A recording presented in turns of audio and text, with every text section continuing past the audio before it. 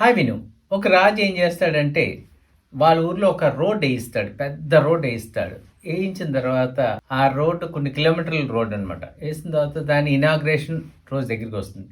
Inauguration ముందు రోజు ఏం చేస్తాడంటే రాజు ముగ్గురు మంత్రులు పిలుస్తాడు. పిలిచి రేపు ఇనాగ్రేషన్ కదా, రోడ్డు బాగుందా లేదో ఒకసారి చెక్ చేసుకురమ్మంటాడు. మొదటి మంత్రి వెళ్తాడు. వెళ్ళి చూసిన తర్వాత వచ్చి చెప్తాడు, రాజు చెప్తాడు, ఒక చిన్న చిన్న పెచ్చులు ఊడిపోయినాయి, అది ప్యాచప్ చేస్తే సరిపోద్ది, కాకపోతే ఒక చోట గార్బేజ్ అక్యూములేట్ ఉంది, అది తీసుంటే బాగుంటుంది అని చెప్తాడు. రెండో ఆయన వెళ్తాడు. వెళ్ళి తను ఏమంటాడంటే గార్బేజ్ ఎక్కువ పెరిగిపోయి ఉంది ఆ రోడ్డు మీద, కన్స్ట్రక్షన్ మెటీరియల్ లాంటి చెత్త అంతా వదిలేసారు రోడ్డు మీద, అది తీసేస్తే రోడ్ సూపర్, అసలు ఎక్కడా ఫాల్ట్ లేదు, సూపర్ అని చెప్తాడు.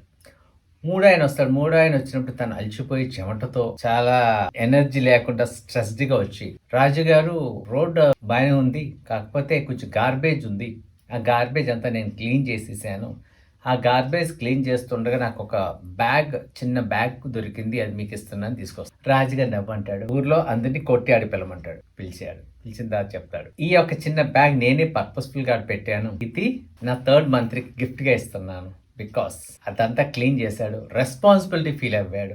సో ఇలాంటి వాళ్ళు చాలా తక్కువ అని చెప్పి చెప్తాడు అనమాట. సో ఈ యొక్క మెసేజ్ అయిన తర్వాత రోడ్ అంతా వేస్తారు. ఇక్కడ నుంచి ఊరంతా బాగుపడటం వల్లవి. సో ఇక్కడ రూల్స్ కానీ ఫైన్స్ కానీ ఏమి ఇంపోజ్ చేయలేదు. ఒక్కటే చేశారు రాజుగారు, ఏంటంటే రెస్పాన్సిబిలిటీని నేర్పించారు. సో ఈ కథ మనకి ఏం నేర్పిస్తుందంటే, మన జీవితంలో మన సమాజంలో మనం కూడా ఇలాగే చేస్తాం. చెత్త అక్కడ ఉంది, చెత్త ఇక్కడ వేసారు, చెత్త అక్కడ పడి ఉంది అని చెప్పి మనం కంప్లైంట్స్ చేస్తాం. ఇంకొకటి, మన ఊర్లో చెత్త ఇక్కడ అక్యూములేట్ అవుందని మనం అంటూ ఉంటాం.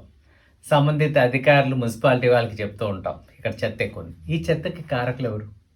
మనమే. అంటే నేరుగా మీరు కాకపోవచ్చు, వేసే వాళ్ళని ఎడ్యుకేట్ చేసే బాధ్యత మనకుంది. అదేవిధంగా మన ఇంటి ముందు చెత్త ఉంటే మన చెత్తని మనం ఎత్తి డస్ట్బిన్లో వేసే రెస్పాన్సిబిలిటీ మనకుంది.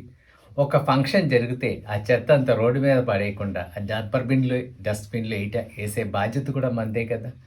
సో ఏంటంటే ఒక ఊరు బాగోవాలంటే చేంజ్ మన నుంచి రావాలి, అంతే తప్ప ఎవరో చేస్తారు, ఏదో చేస్తారు, చేసేవాళ్ళు ఉన్నారు కదా అని చెప్పి మనం ఆ చెత్తని అక్కడ వదిలేస్తే చెత్త కింద మిగిలిపోతుంది.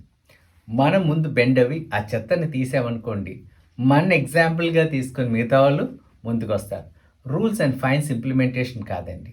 సో రెస్పాన్సిబిలిటీ, నాది, నా ఊరు అనే ఒక కాన్సెప్ట్ ఎప్పుడైతే వస్తుందో మనం మిరాకిల్స్ అండ్ చేంజెస్ తీసుకురాగలం.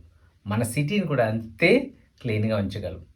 కుదిరితే చెత్తని లిఫ్ట్ చేయడానికి చూడండి, కుదరకపోతే చెత్త వేయకుండా ఉండటానికి చూడండి.